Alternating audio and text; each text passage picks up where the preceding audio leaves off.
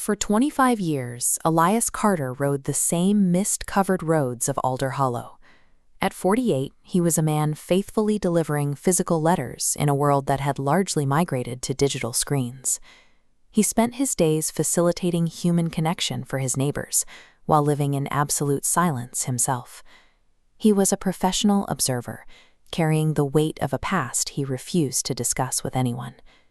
His routine remained undisturbed until the morning he unlocked a rusted, forgotten Dropbox at the edge of town. Inside sat a single, crisp white envelope, with no stamp and no return address. The note inside contained a specific instruction: tell a local girl named Emma to avoid the town bridge that afternoon. Elias delivered the message, and hours later, the old wooden bridge collapsed under the weight of heavy rains.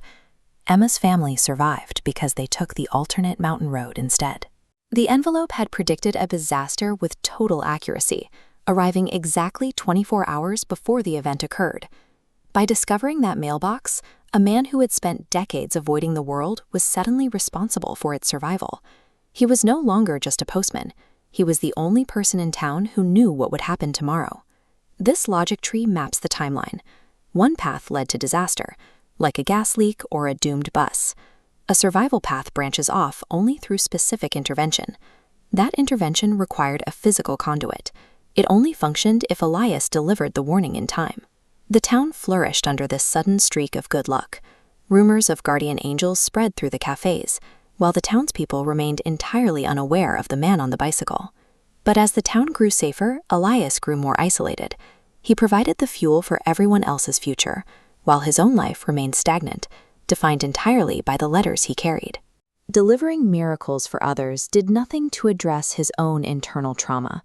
He was saving lives, but he was still a passenger in his own existence, waiting for a mailbox to tell him where to go.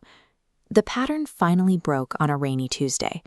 For the first time, Elias found an envelope addressed to him. The message inside was a direct order: do not go to the old railway station tonight. Unlike previous letters, it offered no explanation of the danger at the station, leaving only a command to stay away. He faced two clear choices: obey the final mysterious letter, remain a passive, safe observer, or actively seek the truth. To understand exactly why he was chosen, he would have to step into the darkness of the platform. That evening, Elias broke the rules. He walked past the signs and stood on the abandoned platform at midnight. True agency requires looking at the things we are told to fear and deciding to move forward anyway. Elias was finally choosing his own destination.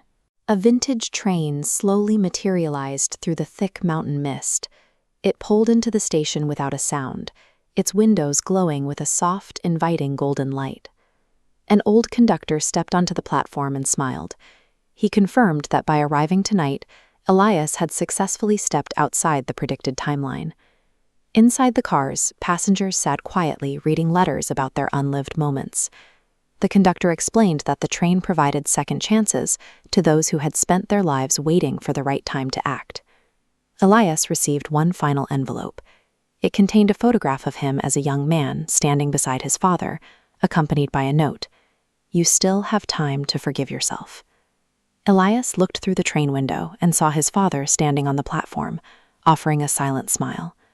The weight of a decade-old argument finally lifted, replaced by a sense of peace he hadn't felt since he was a boy. As the sun rose, the train and the mysterious mailbox vanished. Their purpose, to wake Elias from his long sleep, had been fulfilled. Back in the real world, Elias changed how he worked. He stopped simply dropping off envelopes, began mediating the long-overdue apologies, helping families reunite, and encouraging neighbors to speak before it was too late. The letters provided the warnings, but the town's survival required a person to act on them. Every meaningful change in Alder Hollow started with the proactive and compassionate choices Elias made in the present.